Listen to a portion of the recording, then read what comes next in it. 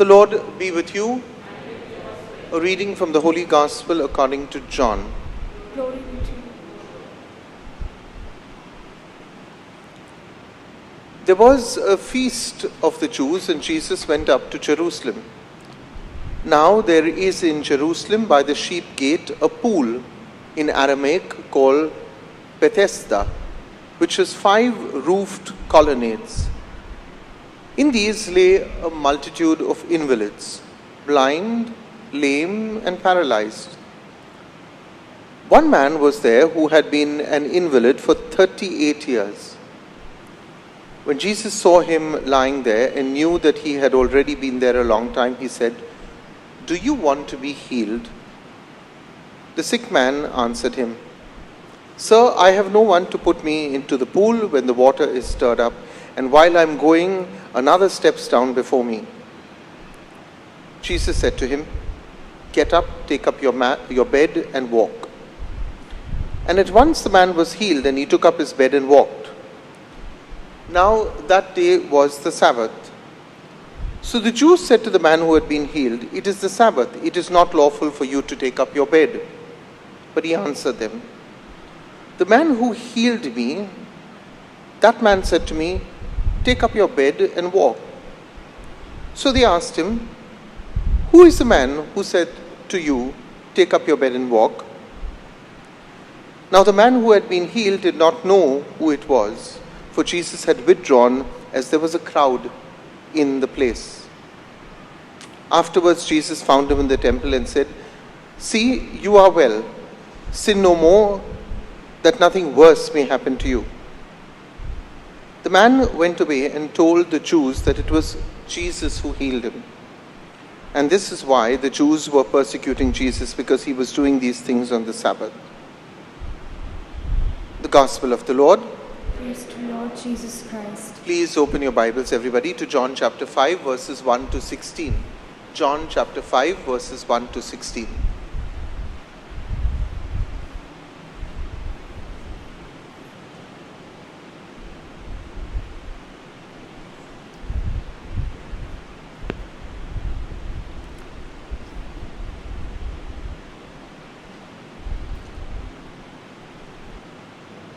You know, my experience has often been that if you announce a healing service in our church, you will have to provide for many more chairs. We've had some of these. I even notice sometimes when I announce that our adoration in the evening will be a healing service, I notice that we will jump up by almost about 1,000 viewers more. Healing service, everybody comes. But if you lead your congregation in prayer before Jesus in the Blessed Sacrament, as we do online, or if you have it in the church, I suspect that you might have to take away a couple of church benches also, because people don't turn up for adoration, but many turn up for healing services. It's very ironic, it's very sad, but it's very true. And the Gospels do not mince words. Jesus very clearly says it's a wicked generation that wants a sign. A wicked generation. Now, the Gospel of John teaches us that Jesus' words are the real source of faith and not the signs. We have seen this again and again and again. We've seen this in John chapter 4, verse 50. We saw this with the Samaritan woman. We have seen this with the man born blind, yesterday's gospel. Repeatedly, Jesus in the Gospel of John, belief is belief in him and belief in his word. I want you to remember this, because it's a very important way, very necessary way in that sense of remembering what the Gospel of John really wants to focus. Now, let us look at some of the issues that this particular gospel raises for us this evening. First, I think you need to ask this question: why did Jesus choose this cripple? Why this man? Why not the rest? See, if you listen to the gospel, we are told that there were many invalids that lay there. John chapter 5 verse 3, there were many invalids, And we are also told towards the end of today's gospel in verse 13 that there were great crowds. Now, the second thing we need to ask ourselves, besides asking why this man, is to ask, what about the intention of this cripple? What was? He does not even seem to want to be healed. Yeah? Very interestingly, if you notice, when Jesus asked him, do you want to be made well? Instead of saying yes or no, somebody would have jumped up and said, yes, Lord. He literally launches into his problems. It almost sounds like us. Yeah, when you ask somebody, how are you? Instead of telling you, okay, I'm fine, they'll tell you all their whole history, geography, their medical history. So rather than a direct yes that should have been on the lips of one who was suffering for 38 years, you have this man now who just launches into one lamba chauda bhashan and starts, he's actually grumbling. He's saying, I before I can go there, everybody else is going there and then I don't get a chance. And Jesus never asked you about your problems. He said, do you want to be healed? Yes or no? Yeah? But he starts grumbling about all his life situations. In that way, I think I'm the same and you are the same and we are all the same.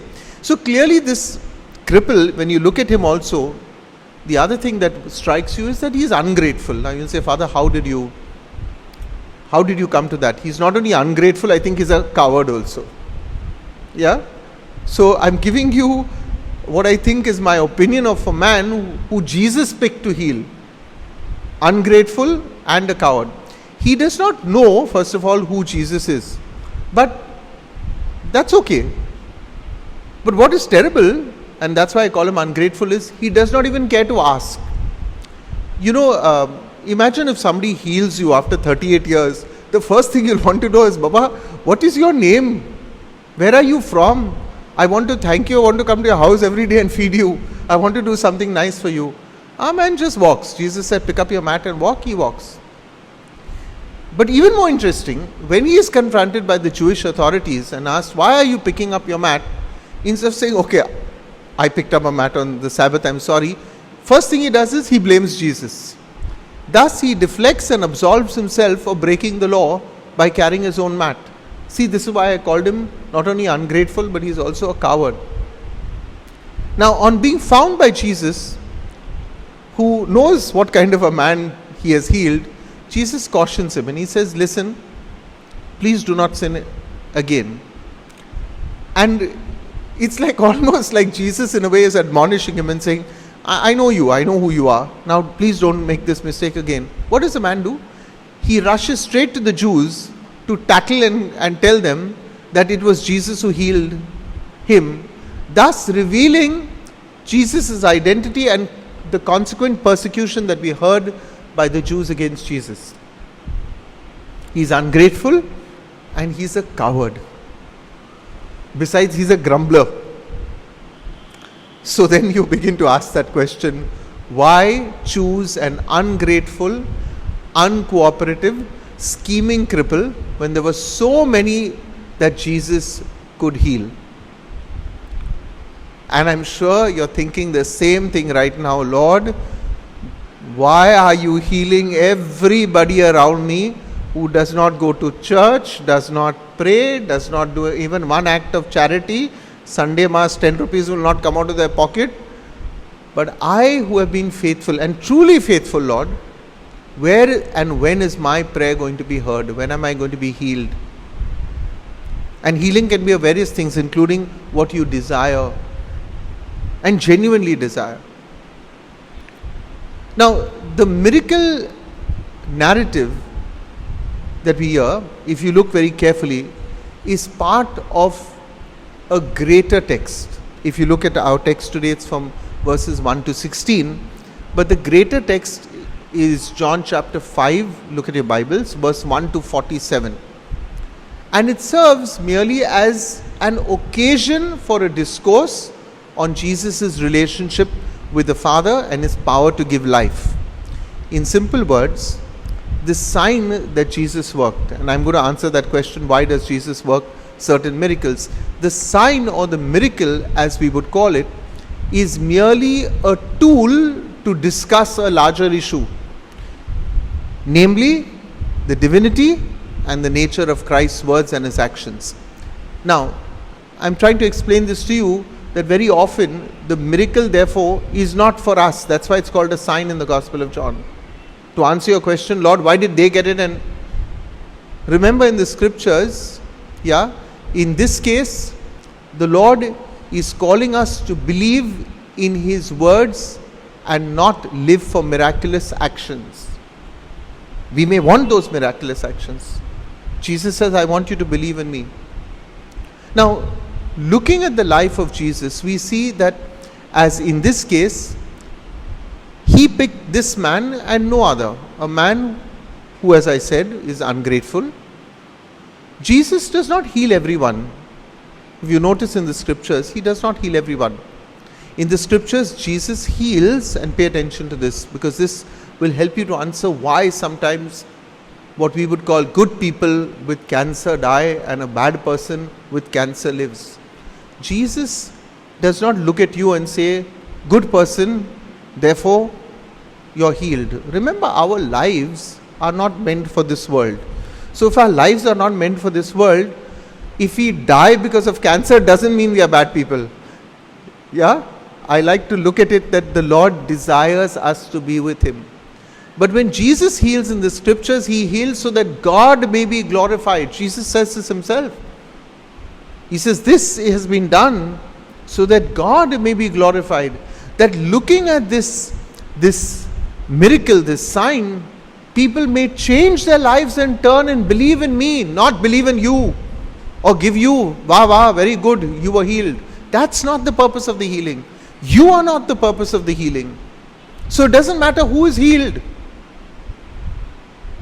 What matters is what happens as a consequence of the healing. Have you understood this? It doesn't matter who is healed. It's not a certificate of whether you are a good or a bad person. What matters is the consequence. Looking at your life, looking at your healing, people may say, how did this happen? When all the doctors said it's not possible, God is good, God may be glorified, I also now want to believe in God.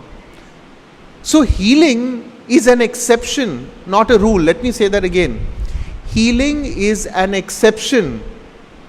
Let us not think that all of us have to be healed. It is not compulsory that all of us have to be healed of COVID. No. Healing is an exception. When we start making it a rule, then we are disappointed that we were not healed. Then why did my mommy die? Why did my brother die? It's an exception. It's an exception so that people may look at this and give glory to God. So it is disheartening to some faithful who are upset that they were not healed over some, as we would call it in this case, undeserving cripple. I understand that people are upset, but I think they are upset because they haven't understood the purpose of a healing or the purpose of a sign or the purpose of a miracle. It is not about you. It is sad that often healing is linked also to a lack of sufficient faith. This is a pet justification of a lot of faith healers. When their miracles fail, they'll put their hand on you. Now please, laying your hand is part of the church, part of the scriptures.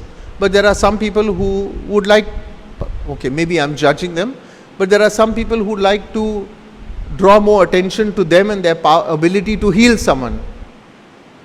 Maybe they have it, maybe they don't. But here is what upsets me, is when they tell that person, the miracle didn't work because you don't have faith. No, the miracle didn't work because the miracle, first of all, is not about the healer or the person who desired to be healing. And don't make yourself God's representative on earth. It is God who heals. Even if I lay my hands on somebody who's dying tomorrow and that person rises, I am nobody. Stop making certain priests as if they are gods. Certain healers as if they are gods. They are instruments, and if any priest or healer draws attention to himself, he should be ashamed of himself. Because it is only God who heals us. We are unworthy instruments. And any of you, God can choose any of you, those watching online, Any of you, you may feel moved one day when you visit somebody who is in the hospital. You may feel moved by the Holy Spirit to lay your hand on somebody and say, in the name of Jesus, I want to ask for a healing for you. Do it. Because maybe God is using you, simple lady like Bella. And after that, you may never be used again. Healing is not the prerogative of only some people. So to blame other people and say that you were not healed because you don't have faith leads to an undue guilt on the part of one who seeks healing, because then they begin to think, am I a bad person? God didn't heal me. Even this father could not heal me. Am I a bad person? Jesus chose some and not all to be healed. Clear, everybody? Today's gospel is very clear. He chose some and not all to be healed. In today's gospel, he chose a person who we might look a betraying cripple, an unworthy fellow, a grumbler. Now, Jesus broke the Sabbath to do good to one who cared so little for the consequences that Jesus would have to face. Perhaps a bad choice in the eyes of man, but not for God. Why? Because God did not look at the person itself. God looked at the fact, Jesus looked at the fact that my action for this man should bring many, many more people closer to Jesus. Pray, my dear brothers and sisters, all of us, that when illness and sickness and sorrow and pain come to us, while we may ask genuinely the Lord to say, Lord, I want to be well. I have children, I have grandchildren, I have a family. I am worried about them. I need to be well so that I can look after my family. But Lord, you are far greater than everything else. And into your hands I commend my spirit. Jesus went back to his father at 33 years. He was so young. Whenever I see a young person who passes away, dies of cancer, my heart breaks for the family. It breaks. Sometimes I've even asked Jesus, why could you have not worked that miracle? But I believe very often that even in death, we are drawn closer to God, because He's drawing us closer. Never lose your faith, my dear brothers and sisters. Your faith may waver. That's okay. It may falter. That's okay. You may lose it for a day, but never give up. Never give up. And I want to pray in a very special way at this Eucharist today for all of you who are watching online, who are ill, who are sick, who are suffering from some disease or the other. I want to reassure you of the love of Jesus, His comforting hand. And if I may suggest very kindly, just say to the Lord, do as you will, Lord. Do as you will.